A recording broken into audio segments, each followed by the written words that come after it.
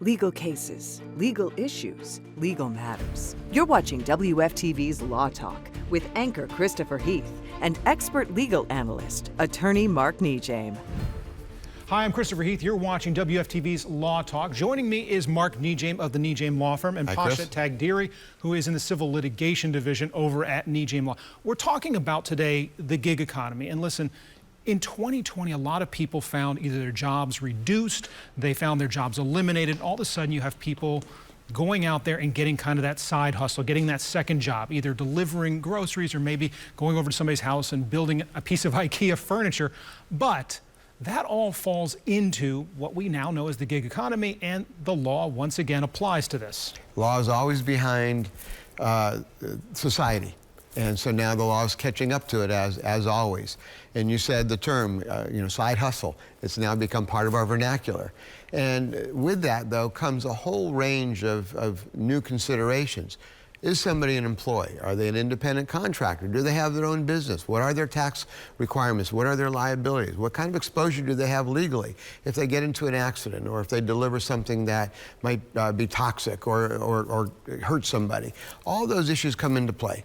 And Pasha, this cuts both ways. This is not only incumbent on the person entering into the gig economy as a worker, but the person employing them. Both sides have some, it's incumbent on both to have a little bit of knowledge of what exactly they need to do and need to be doing along the way. That's true, Chris. So the gig economy has been around forever. It's your freelance workers, it's your independent contractors, but it's been more prevalent ever since COVID hit. So a lot of people lost their jobs, like you said, and they started delivering food because everyone still needed to get their food. A lot of people were staying at home. So what happened was people were driving for Uber or Lyft or DoorDash, Instacart, but they're not technically employees of Instacart or Uber or DoorDash. They're independent contractors. So Instacart is paying them for their services, but it's not a regular paycheck that you're getting with taxes being withheld. You're not getting health benefits. So all these taxes that you have to pay, you have to keep track of those yourself.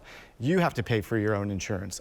You might need workers' comp insurance because when you're employed as a regular employee, your employer pays for you if you get hurt on the job.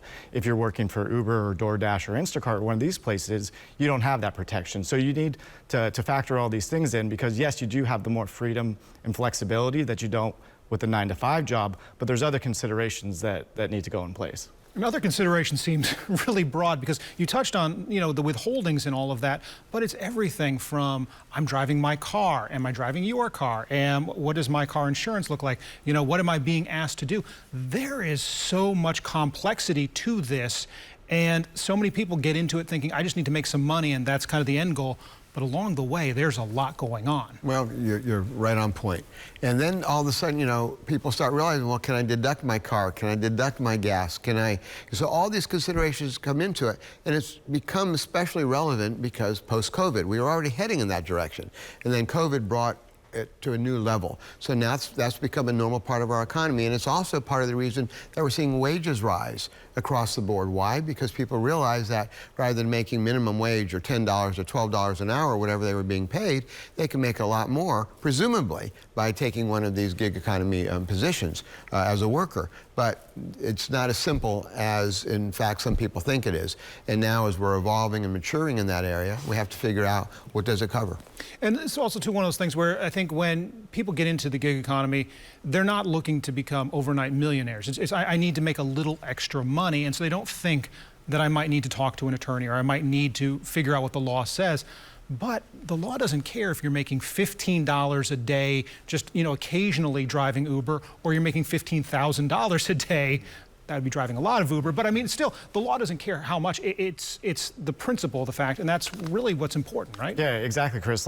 Don't think that just because you're driving Uber, you can use your regular auto insurance, because that's not going to have you covered. What if you're in an accident with passengers inside the car? You got to think about that. So Uber and Lyft, a lot of them offer insurance, but it's better to talk to your insurance agent and get more insurance and be covered. And then what if you have a client or someone in your car and they sue you for negligence?